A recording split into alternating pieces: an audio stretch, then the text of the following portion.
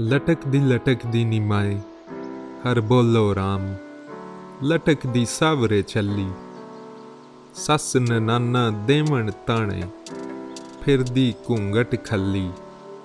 भोलड़ी माए कशीदड़े पाई आण मैं कड ना जान दी छली। बाबुल दे घर कुछ ना वटिया कुछ ना खटिया मेरे हथ नी उटेरन छली।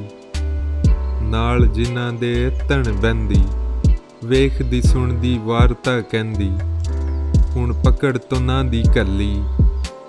डाडे दे पिया डर नी आए आण के हथ उन्हां तकड़े पाए। मैं चारा कुछ ना चली लटकदी मैं सेज ते आई। छोड़ चले मैनू सकड़े नी पाई फुल पाण बीड़ा मैनू आहल दखड़ाई।